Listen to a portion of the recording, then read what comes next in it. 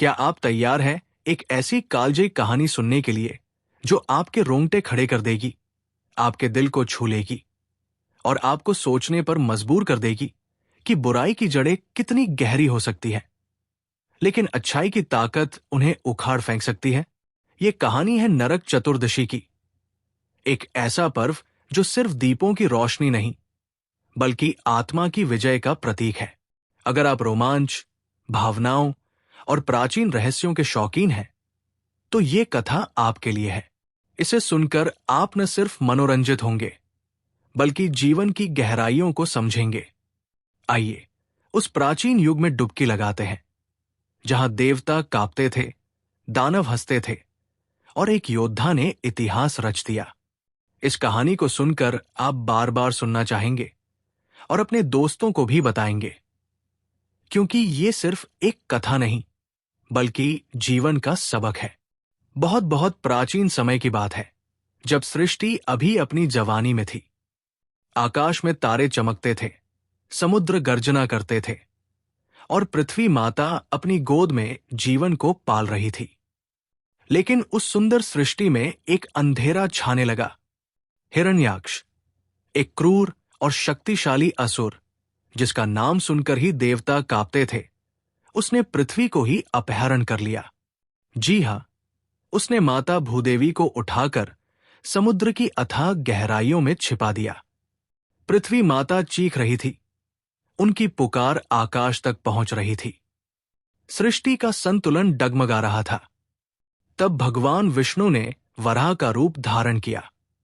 कल्पना कीजिए, एक विशाल सुअर जिसके दांत पर्वतों को चीर सकते थे, जिसका शरीर काला और चमकदार था और जिसकी आंखें अग्नि की तरह जल रही थी। वराह ने समुद्र में छलांग लगाई। हिरण्याक्ष से घोर युद्ध हुआ। गदाएं टकराई, समुद्र उछल पड़ा और आकाश गूंज उठा। अंत में वराह ने हिरण्याक्ष का वध किया और पृथ्वी को अपने दांतों पर उठाकर वापस लाए। लेकिन इस युद्ध की कहानी यही खत्म नहीं हुई। जब वराह ने भूदेवी को छुआ तो उनके स्पर्श से एक पुत्र का जन्म हुआ। उसका नाम था नरकासुर।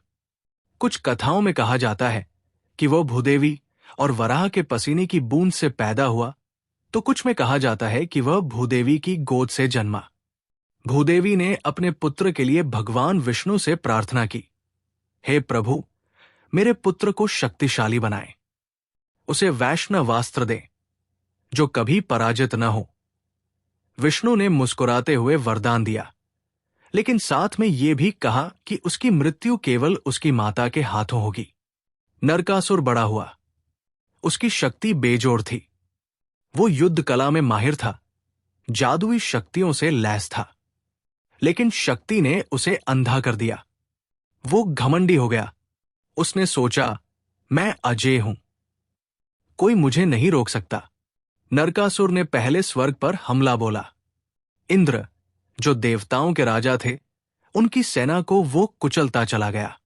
उसने इंद्र का वज्र छीन लिया, जो बिजली की तरह शक्तिशाली था। फिर उसने आदि देवी अदिति के कानों से उनके दिव्य कुंडल उतार लिए। अदिति, जो सारे देवताओं की माता थी, रो पड़ी।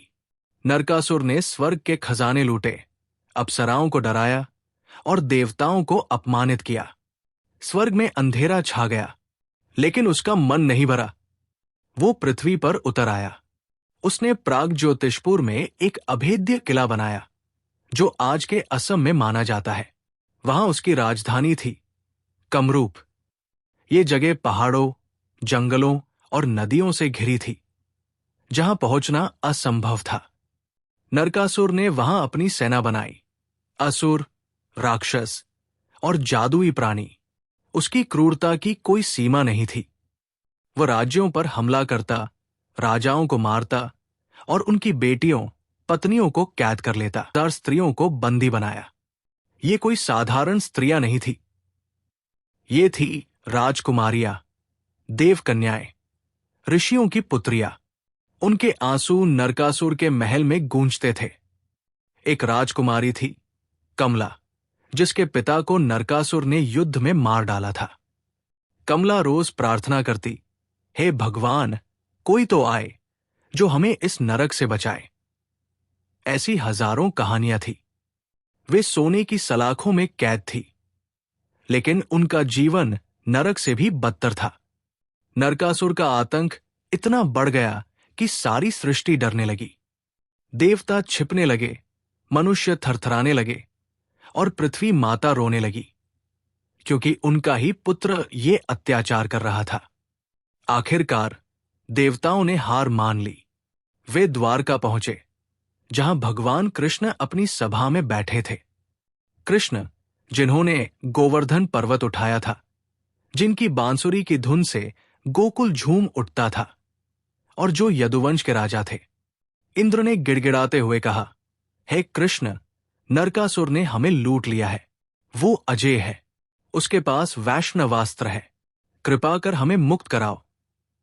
कृष्ण ने शांत स्वर में कहा, चिंता मत करो देवराज, हर बुराई का अंत होता है। मैं नरकासुर का वध करूंगा। लेकिन कृष्ण जानते थे कि नरकासुर को वरदान था कि केवल उसकी माता ही उसे मार सकती है। इसलिए उन्होंने अपनी प्रिय पत्नी सत्यभामा को साथ लिया, क्योंकि सत्यभामा भूदेवी का ही अवतार थी। सत्यभामा एक वीरांगना थी, धनुर्विद्या में निपुण और कृष्ण की साथी। जब उन्हें 16,000 स्त्रियों की कैद के बारे में पता चला तो उनका क्रोध भड़क उठा। वे बोली, स्वामी, मैं आपके साथ चलूंगी। ये युद्ध स्त्री सम्मान का है और मैं इसमें हिस्सा लूंगी। कृष्ण और सत्यभामा गरुड़ पर सवार होकर प्रागज्योतिषपुर की ओर रवाना हुए। गरुड़, विष्णु का वाहन, तेज गति से उड़ता था। उसके पंखों की हवा से बादल छंट जाते थे। रास्ते में कई बाधाएं आई, जादुई दीवारें, विषैले सांप और पहाड़ों की बार। लेकिन गरुड़ की शक्ति से सब पार हो गए। जैसे ही वे किले के पास पहुंचे, नरकासुर को खबर मिली। वो जोर से हंसा और बोला, कौन है ये कृष्ण? एक साधारण मनुष्य? मैं उसे कुचल दूंगा। उसने अपनी सेना भेजी। युद्ध शुरू हो गया। नरकासुर का सेनापति था मुरासुर, 1000 सिर वाला भयानक दानव। मुरासुर ने कृष्ण पर हमला किया। उसके हर सिर से आग निकलती थी, लेकिन कृष्ण ने अपना सुदर्शन चक्र फेंका। वो चक्र जो प्रकाश की किरणों से बना था और जो बुराई को काटता चला जाता था। चक्र ने मुरासुर के सभी सिर काट दिए। फिर अन्य असुर आए, लेकिन कृष्ण और सत्यभामा ने उन्हें हराया। सत्यभामा ने अपने दिव्य धनुष से बाण चलाए, जो असुरों के सीने चीरते चले गए। वे युद्ध में कृष्ण के साथ कंधे से कंधा मिलाकर लड़ रही थी, जैसे कोई देवी योद्धा। अंततः नरकासुर खुद मैदान में उतरा। उसका शरीर विशाल था, आंखें लाल और हाथ में वैष्णवास्त्र। वो गर्जा, कृष्ण, तू मेरी मृत्यु का कारण बनेगा। मैं तुझे और तेरी पत्नी को खत्म कर दूंगा। युद्ध और भी घोर हो गया। नरकासुर ने अपने अस्त्र फेंके, त्रिशूल, गदा और जादुई शस्त्र, लेकिन कृष्ण ने उन्हें नष्ट कर दिया। सत्यभामा ने देखा कि नरकासुर कमजोर पड़ रहा है। कृष्ण ने संकेत दिया और सत्यभामा ने अपना घातक बाण चलाया। वो बाण सीधा नरकासुर के हृदय में लगा। नरकासुर गिर पड़ा। उसके शरीर से अंधकार निकला, जो चारों ओर फैल गया, लेकिन कृष्ण के प्रकाश से नष्ट हो गया। मरने से पहले नरकासुर ने पश्चाताप किया। वो बोला, मां, मुझे क्षमा करो। मैंने अपनी शक्ति का दुरुपयोग किया। कृपया मेरी मृत्यु के दिन को उत्सव बनाओ, ताकि लोग बुराई से दूर रहें। सत्यभामा ने कहा, पुत्र, तेरी मृत्यु से दुनिया मुक्त हुई। कृष्ण ने उसे आशीर्वाद दिया कि यह दिन नरक चतुर्दशी के रूप में मनाया जाएगा, जहां लोग पापों से मुक्ति पाएंगे। नरकासुर के वध के बाद कृष्ण और सत्यभामा ने 16,000 बंदी स्त्रियों को मुक्त किया। वे स्त्रियां कृष्ण के चरणों में गिर पड़ी और कृष्ण ने उन्हें अपनी रक्षा में स्वीकार किया। कमला जैसी राजकुमारियां आंसू बहाती हुई बोली, हे प्रभु, आपने हमें नर्क से निकाला। कृष्ण ने अदिति को उनके कुंडल लौटाए, इंद्र को वज्र दिया। स्वर्ग में खुशी की लहर दौड़ गई। पृथ्वी पर प्रकाश फैल गया। लोग इस दिन को मनाने लगे। सुबह तेल से अभ्यंग स्नान करते, क्योंकि कृष्ण ने युद्ध के बाद तेल मलकर स्नान किया था। दीप जलाते, पटाखे फोड़ते और पूजा करते। ये कथा हमें सिखाती है कि बुराई कितनी भी मजबूत हो, अच्छाई और मातृशक्ति की जीत होती है।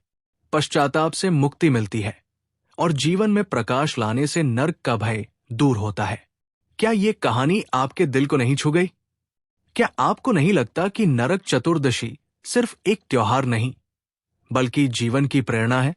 अगर हां, तो इस कहानी को शेयर करें, दोबारा सुने और अपने जीवन में बुराई को हराने का संकल्प लें। यह कथा आपको बार बार आकर्षित करेगी, क्योंकि इसमें रोमांच है, भावनाएं हैं और एक अनंत सबक है। धन्यवाद इस अद्भुत यात्रा में साथ देने के लिए। अब जाइए और अपने जीवन में प्रकाश फैलाइए।